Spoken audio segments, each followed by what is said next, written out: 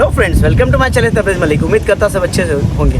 दोस्तों, सपनों की कोई उड़ान नहीं होती है। आप जितने सपने देखो उसे पूरे करने के लिए जैसे शाहरुख खान कहता है ना कि पूरी कायनात मिल जाती है। दोस्तों, सच कहता हूँ, बस ना खुद पे भरोसा रखना ज़रूरी है। जब तक आपका खुद पे भरोसा नहीं है और सामने वाले पे जिससे काम करवा रहे हो, चाहे वो एजेंट हो, चाहे कोई भी हो, तुम्हारा भाई हो, माँ बाप भाई, कोई भी हो, अगर कोई काम करवा रहे हो, टीचर ने अगर तुमको कोई क्वेश्चन दिया है, पहले खुद सॉल्व करने की कोशिश करो। अगर तुम पहले ही हार मान जाओगे कि मैं ये कर ही नहीं सकता, तो आपको कोई साथ नहीं दे सकता। कहते हैं कि इंसान जब तक खुद पे भरोसा नहीं होता ना, कोई कुछ उसकी मदद नहीं करता। ऐसे ही कहानी के साथ सामने खड़ा हूँ मैं। मेरा ही ये बंदा है, मैंने इस पे आपको बुलाया। हनान नाम है, कोलकाता से बिलोंग करता है। लेकिन दोस्तों, इतनी छोटी सी उम्र में एक सक्सेस तक पहुँचने के पीछे एक रीज़न होता है सेल्फ कॉन्फिडेंस। सेल्फ कॉन्फिडेंस आपको इतना आगे बढ़ा देता है ना कि दुनिया की कोई भी ताकत आपके सामने आ जाए ना, आपको हरा नहीं सकता है। सामने जो कैमरा मैन है, सेम उसकी स्टोरी वही है। आपको उसकी स्टोरी बताऊंगा। डिफरेंट तरीके का बंदा है, महाराष्ट्रियन बंदा है। ये हमारे बंगाली भाई की बात करते हैं। तो Hanan, welcome to my channel Tabrez Malik. सबका चैनल आपका चैनल है। हनान, मैं जानना चाहता हूँ कि ज़िंदगी में आपने बहुत स्ट्रगल किया, जैसे हमारी आपकी बात होती थी। तो ये आपकी जो स्टोरी ना, मैं चाहता हूँ कि आप लोगों के सामने लाओ, क्योंकि बहुत कम उम्र में आपने कुछ अचीव किया है और आपकी सेविंग बचा के आपने इतना ट्रस्ट किया मेरे ऊपर, मेरे जैसे लोगों के ऊपर आपने ट्रस्ट किया ना। आप मुझे कभी मिले, माल्टा में डायरेक्टली मिले, इसके पहले कभी मुलाकात नहीं हुई आपको। मैं कभी मतलब आपने फेस टू फेस में मिले ना, मेरा ऑफिस भी विजिट नहीं किए, कभी नहीं किए, फिर भी आपको ट्रस्ट मेरे को। लेकिन मैं जानना चाहता हूँ पहले बैक आपका कि क्या है आप, क्या है एजुकेशन, क्या काम करते हैं, कैसे आपको लगा, कैसे माल्टा के बारे में जाना, पूरी हिस्ट्री मैं आपको जानना चाहूँगा। भाई, मैं पहले शुरू करता हूँ। मेरा स्टार्टिंग जो शुरू करता हूँ, मैंने स्ट्रगल थोड़ा जोर से बोलना पड़ेगा। जब से शुरू किया था मैंने, तब की बात से मैं शुरू करता हूँ। तो मैंने होटल इंडस्ट्री पहले पेपर किया, क्योंकि एजुकेशन उतना खास नहीं था। 10 पास था, इसीलिए इतना खास नहीं था। तो हाई कुछ स्किल नहीं था। होटल लाइन में मेरा गाँव का बंदा था, तो उनके साथ मैं निकल गया। तो जाने के बाद, कहाँ की बात है ये मुंबई का है। मुंबई पनवेल से। तो वहाँ पे मैंने काम किया। तो गांव से आप पनवेल पहले चले गए थे? हाँ। अच्छा, काम करने हेल्पर में वहाँ पे काम किया, फिर शेफ बना। क्या सैलरी थी उस ज़माने में आप? मेरा स्टार्टिंग शुरुआत किया था मैंने 4,500 से। 4,500। खाना पीना कब? खाना पीना सब कंपनी का रहना। 4,000 रुपये इंडियन रुपीज़ की बात कर रहे हैं हम लोग। हाँ। और ये कब की बात है? ये आई थिंक 14 का 2014 की बात। 14 का। अच्छा, फिर क्या हुआ? फिर मैंने काम किया, काम करते करते काम सीखा। हर साल में मैं होटल चेंज करता था, क्योंकि मेरे को क्या काम सीखते थे आप? मैंने वहाँ पे महाराष्ट्रन कुजिन मैंने चूज़ किया था। तो आप ऐसा क्यों सीखते थे? आप क्लीनिंग करते हैं, कोई प्रॉब्लम क्या होता? क्लीनिंग में लगे रहते हैं, बहुत सारे लोग होते हैं ना क्लीनिंग में लगे रहते हैं। नहीं, ऐसा नहीं है। मेरा ड्रीम था एक शेफ बनने का। मतलब आपको ऐसा था कोई स्किल पैदा करूं? स्किल मेरा एजुकेशन। हाँ, है ना? ऐसा स्किल हो कि आगे वाले बंदे को मैं खाना खिलाऊं, तो आगे वाले बंदे बोला, अरे बेटा तू ही तो शेफ है ना? सही है, तू शेफ है।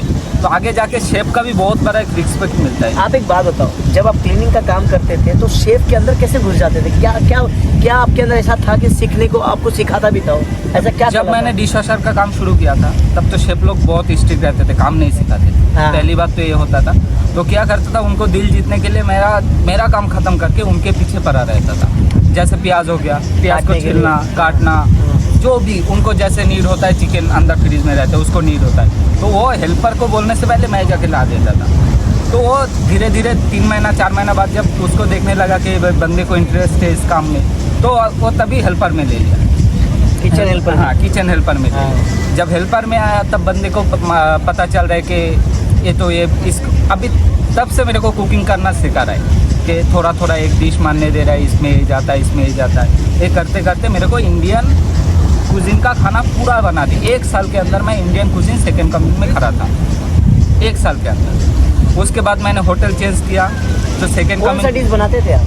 मैं इंडियन। अच्छा, चाइनीज फिनिश था उसमें? हाँ, उसमें सब था।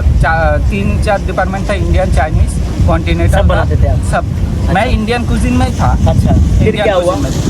उसके बाद मेरे को पता चला कि चलो इंडियन का काम सीख के अब चाइनीज़ का काम सीख। मतलब आपको डिश चेंज करना था? हाँ, डिपार्टमेंट चेंज करना था। हाँ। ताकि एक दिन 2 साल 5 साल 10 साल बाद कोई ऑलराउंडर बोल के मेरे को ले। हाँ, कॉन्टिनेंटल। हाँ। हाँ। उसके बाद चाइनीज़ का भी ऐसे तकरीबन 7-8 महीना काम किया। जब चाइनीज़ का सीखा तब छोड़ दिया। तंदूर में 7-8 महीना था। अच्छा। तंदूर का काम सीखा, रोटी, रुमाली रोटी, कबाब विबाब, एवरीथिंग। कितने साल तक आपने शेफ का काम किया? टोटल मुंबई का एक्सपीरियंस 5 साल है। तो इसके बाद माल्टा के बारे में क्या कैसे जाना? हाँ, आप कोरोना के बाद आपको तो पता है, जहाँ पे मेरा 26,000 सैलरी था हाँ, मुंबई में, हाँ। वो कोरोना के टाइम में मेरे को बोल रहे 18,000 के ऊपर हम दे नहीं पाएंगे, आपको आना है तो आप। एक कंपनी जहाँ पे 2.5-3 साल से काम कर रहा हूँ, वही कंपनी ऐसा ऑफर मना कर दिया। हाँ तो अच्छा। उसके बाद दिल मैं टूट बोला- गया आपका? दिल टूट गया। मैं बोला आप जाना है तो कहीं ऐसी जगह जाओ। तबरेज़ भाई मैं सही बोल रहा हूँ, आपसे काम करवाने से हार्डली मैंने 20 दिन या 25 दिन से आपका वीडियो देखना शुरू किया। अच्छा इससे पहले मैंने बहुत सारा एजेंसी को ये सब पता करना शुरू Contact करते किया। थे। हाँ, तब आपका वीडियो सामने आया, तो हर बंदे का वीडियो देखता था, तो आपकी वीडियो में वो सच्चाई दिखता था। अच्छा जो बातों में जो सच्चाई है आप करते हो वो दिखता था। तो इसके चक्कर में मैं बोला काम करवाना है तो मालिक भाई से रिस्क लेना है। इवन मैंने घर वालों को भी नहीं बोला कि घर वालों बोलते कौन है, मैं बोला मैं मुंबई में काम करता था, मेरा बहुत अच्छा दोस्त है है। पहचान का, हाँ। तो वो बंदा भी वहाँ रेस्ट है, अभी दुबई में शिफ्ट हो गया है। तो ऐसे ऐसे उनको बोल के कन्विंस किया, क्योंकि फाइनेंशियली मेरा उतना Strong नहीं थे आप? नहीं थे। जी। घर वाले घर पे है, पैसा है थोड़ा बहुत, हाँ बट वो क्या करे, वो पर तो देगा नहीं।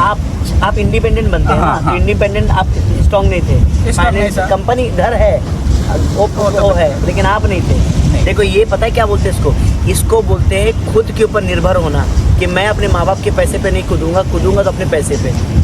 आप बताइए फिर क्या हुआ? फिर मैंने कॉन्ट्रैक्ट किया आपको कि आपको बोला ऐसा ऐसा है, मेरे को जाना है तो आप काम करो। आपने ये बोला किसी काम में भी चलेगा, किसी काम में मेरे को ये पता था कि मेरे अंदर वो शेफ का टैलेंट है, लेकिन मेरा- मुझे नहीं मालूम था।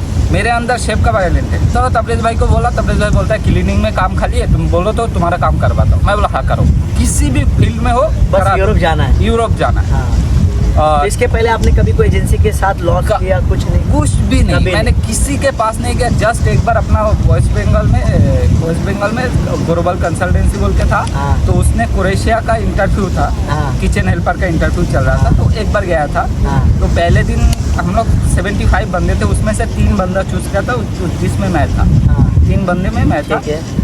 नेक्स्ट टाइम जब वो था जूम इंटरव्यू था, जिस हाँ। दिन कटिंग बिटिंग करके दिखाना होता है उसको, हाँ उस दिन मैं गया नहीं, क्योंकि तब वो संजन में नहीं था, क्रोएशिया हाँ ऐड नहीं सेजन हुआ में था। नहीं था, नॉन सेजन कंट्री से हाँ। आपको नहीं जाना नहीं था। जाना था। चलिए फिर क्या हुआ? फिर आपसे कांटेक्ट किया वीडियो देखने। आपको इतना भरोसा था कि मेरा वीडियो, इवन मैं घर वालों को मेरा वीज़ा सब कुछ आपने जब काम करवा रहे, मैं पहले दिन से बोला 3 महीने बाद मेरा वीज़ा आएगा, 3 महीने बाद ही मैं this is called self confidence. इसको मालूम था इसका वीजा पेस्ट होके आएगा।